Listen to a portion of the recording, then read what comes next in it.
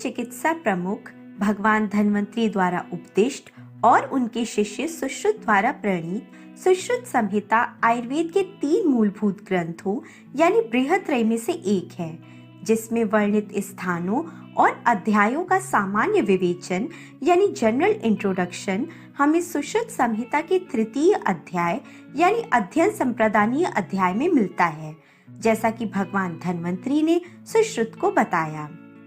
सुश्रुत संहिता मूलतः 5 स्थानों और 120 अध्यायों में विभाजित है, जिसमें सूत्र स्थान में 46, निदान में 16, शारीर स्थान में 10, चिकित्सा स्थान में 40 एवं कल्प स्थान में 8 अध्याय हैं। इसके साथ ही नागार्जुन कृत उत्तर तंत्र के 66 अध्यायों को भी इसमें जोड़ देने पर वर्तमान में इस संहिता में कुल 186 अध्याय मिलते हैं। इस अध्याय में सूत्र स्थान के 46 अध्यायों के नाम का उल्लेख सर्वप्रथम किया गया है, जिसमें आयुर्वेद के मौलिक सिद्धांतों जैसे दोष धातु मल, ऋतुचर्या, हित अहित, अरिष्ट, रस गुण वीर्य विपाक, आहार, औषध द्रव्य, वमन विरेचन आदि के साथ साथ शल्य चिकित्सा के मूलभूत सिद्धांतों जैसे अष्टविध शल्य कर्म, यंत्र, शस्त्र अनुशस्त्र, क्षार कर्म, अग्निकर्म, जलौकावचारण, कर्णव्यद, कर्णबंध, आम और पक्व व्रण, व्रणालेपन, व्रणबंध, षटक्रिया काल, शल्यापनयन आदि का भी अतुलनीय वर्णन मिलता है।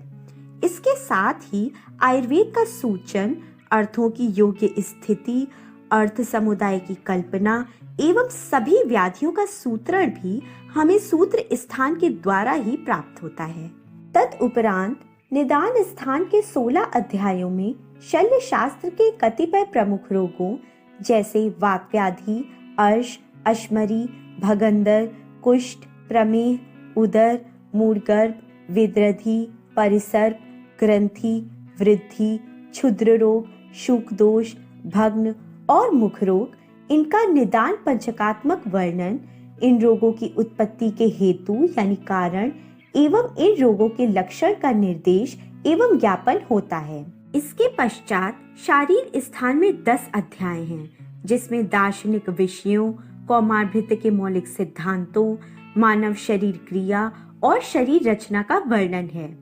इसी स्थान में मर्म शारीर की अवस्थिति सुश्रुत के शारीर विषय ज्ञान का उत्कृष्टतम स्वरूप है। इसी के साथ आयुर्वेदीय साहित्य में शरीर रचना यानी ह्यूमन एनाटॉमी का जितना विशद विवेचन सुश्रुत संहिता में मिलता है, उतना किसी अन्य ग्रंथ में नहीं है। इसी कारण आयुर्वेद वाङ्मय में शारीरे सुश्रुतः श्रेष्ठः यह उक्ति प्रसिद्ध भी है। इसके बाद चिकित्सा स्थान में 40 अध्याय हैं, जिसमें शल्य तंत्र उक्त रोगों की चिकित्सा के साथ साथ वाजीकरण, रसायन एवं पंचकर्म आदि चिकित्सा विधाओं का वर्णन है। अंतिम यानी 5वें स्थान कल्प स्थान में 8 अध्याय हैं, जिसमें अगत तंत्र का विस्तृत वर्णन और विष चिकित्सा की कल्पनाओं का उल्लेख मिलता है। तो इस तरह से पूर्व प्रतिज्ञा अनुसार यहाँ तक सुश्रुत पूर्व तंत्र के 5 स्थानों एवं 120 अध्यायों का वर्गीकरण संक्षेप में जाना, जिसमें अष्टांग आयुर्वेद के प्रथम 4 अंग यानी शल्य तंत्र, अगत तंत्र, रसायन तंत्र और वाजीकरण का विस्तृत विवेचन है। वहीं शेष 4 अंगों यानी शालाक्य, कौमारभृत्य, काय चिकित्सा और भूत विद्या का विस्तृत वर्णन सुश्रुत संहिता के दूसरे भाग यानी उत्तर तंत्र में मिलता है, जिसमें 66 अध्याय हैं। उत्तर तंत्र को औपद्रविक भी कहते हैं, क्योंकि इसमें शल्य क्रिया से होने वाले उपद्रवों के साथ ही साथ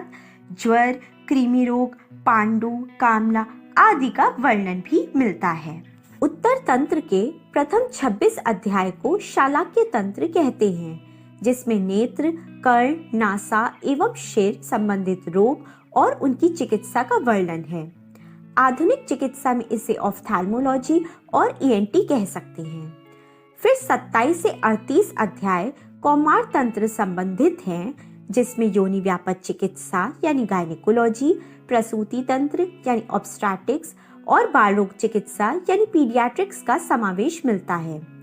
39 से 59 अध्याय काय रोगों की चिकित्सा यानी जनरल मेडिसिन से संबंधित हैं। 60, 61, 62 अध्याय भूत विद्या यानी साइकोसोमैटिक डिसीज और उसकी चिकित्सा से संबंधित हैं। अंतिम के 4 अध्याय यानी रस भेद विकल्प, स्वस्थ वृत्त, तंत्र युक्ति और दोष भेद विकल्प ये उत्तर तंत्र के भूषण भूत कहे गए हैं। तो इस तरह से अनेक शाला के आदि तंत्रों के अर्थों का संग्रह उत्तर तंत्र में होने से महर्षियों ने इसे श्रेष्ठ एवं अंतिम तंत्र माना है। तो इस तरह से शल्य शास्त्र प्रधान आयुर्वेद के सभी मूलभूतों पर आधारित आदिदेव भगवान धन्वंतरी द्वारा प्रकाशित इस अष्टांग तंत्र सुश्रुत संहिता को यथाविधि पढ़कर चिकित्सा आदि का प्रयोग करने वाला वैद्य संसार में रोगियों के प्राण की रक्षा कर उनको जीवन दान देने में निपुण होता है। एवं इस तंत्र को पढ़कर इसके द्वारा प्रत्यक्ष कर्म जैसे रस रसायन निर्माण, शल्यशाला की चिकित्सा, काय चिकित्सा रूपी कर्म का विनिश्चय करने वाला उपयज्ञ अर्थात शास्त्र और कर्म अनुभवी वैद्य ही रोगियों एवं प्रजा की चिकित्सा में सफल होकर लोक में सम्मानित एवं पूजनीय माना जाता है। वहीं दूसरी तरफ जो वैद्य केवल शास्त्र पढ़कर थ्योरेटिकल नॉलेज को तो प्राप्त कर लेता है पर प्रत्यक्ष कर्म और क्लिनिकल एस्पेक्ट में निपुण नहीं है, वह रोगी की चिकित्सा कार्य के समय व्यामोह को प्राप्त हो उसी प्रकार भयभीत हो जाता है जैसे डरपोक आदमी युद्ध में जाकर घबरा जाता है। इसी के विपरीत जो वैद्य निरंतर कर्म अभ्यास से प्रत्यक्ष कर्म में तो निपुण हो जाता है पर शास्त्रीय ज्ञान जैसे रोग के इटियोलॉजिकल फैक्टर्स, पैथोलॉजी आदि थियोरिटिकल नॉलेज में शून्य हो, वह भी अप्रशंसनीय माना जाता है और शास्त्र में उसे राजा से वध का दंड पाने योग्य बोला गया है। एवं इन दोनों प्रकार के आधे वेद को जानने वाले चिकित्सक समय पड़ने पर अपने अपने कार्य में वैसे ही असमर्थ और अयोग्य प्रमाणित होते हैं जैसे एक एक पंख को धारण किए हुए 2 पक्षी। इसके पश्चात आचार्य सुश्रुत ने शास्त्र ज्ञान रहित मूर्ख वैद्य द्वारा दिए चिकित्सा कर्म एवं अमृत समान प्रभाव करने वाली औषधियों का भी परित्याग करने को बताया है, क्योंकि बिना सही ज्ञान के दी गई वे औषधियां शस्त्र, वज्र और विष के समान ही नुकसान पहुंचाती हैं। अतः जो वैद्य स्नेह स्वेदन पूर्वक पंचकर्मों में छेदन, भेदन आदि अष्टविध शस्त्र कर्म में असमर्थ है, वह वैद्य लोभ और लालच से प्रजा को मार डालता है।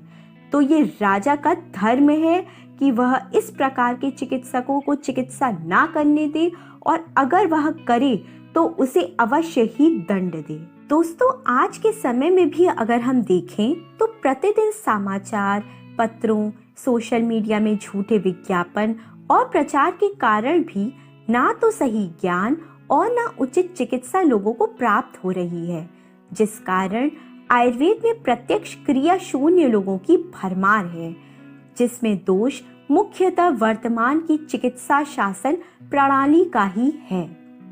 वहीं दूसरी ओर जो वैद्य शास्त्र और प्रत्यक्ष ज्ञान को सही तरह से जानता है, सहज बुद्धि युक्त है, वही सुचिकित्सा रूपी अर्थ के साधन में समर्थ है, क्योंकि वही वैद्य आयुर्वेद के प्रयोजन स्वस्थस्य स्वास्थ्य रक्षणम आतुरस्य विकार प्रशमनम च पर सही मायने में उसी प्रकार खड़ा उतरता है जैसे दोनों पहियों वाला रथ युद्ध में कार्य करने में समर्थ होता है। पाठ के अंत में गुरु और शिष्य के कर्तव्य एवं टीचिंग मेथड का वर्णन करते हुए भगवान धन्वंतरी आचार्य सुश्रुत से कहते हैं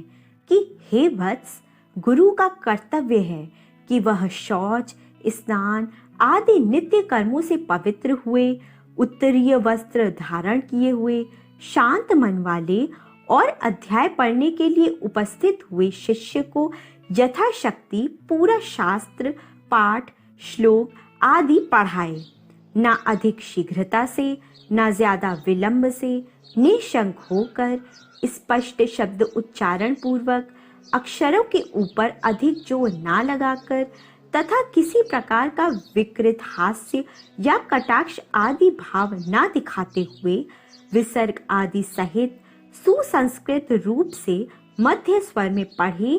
एवं उस अध्ययन काल में गुरु शिष्य के मध्य कोई अशांति या बाधा उत्पन्न ना हो, इसका भी अवश्य ही ध्यान रखें। वहीं शिष्य भी शौच, स्नान आदि से पवित्र होकर, दक्ष, तंद्रा, निद्रा आदि से रहित होकर, पठन करता हुआ, शास्त्र में पारंगत होकर, अध्ययन को अंत तक पढ़कर, स्पष्ट उच्चारण पूर्वक अर्थ विज्ञान में, क्रिया नैपुण्य प्राप्ति में, शास्त्र के अभ्यास में प्रयत्नशील रहकर लोक का कल्याण करे। तो इस तरह से यहाँ तक हमने सुश्रुत सूत्र स्थान तृतीय अध्याय यानी अध्ययन संप्रदानीय अध्याय पढ़ा, जिसमें हमने सुश्रुत संहिता के 5 स्थान एवं 120 अध्यायों के साथ ही उत्तर तंत्र के 66 अध्यायों को संक्षिप्त में जाना। शास्त्र एवं प्रत्यक्ष कर्म यानी थियोरिटिकल और क्लिनिकल नॉलेज रखने वाले वैद्य से क्या लाभ और ना रखने वाले वैद्य से प्रजा को क्या हानि होगी उसे जाना, और अंत में गुरु और शिष्य के अध्ययन काल हेतु जो धर्म और कर्तव्य है उसे जाना,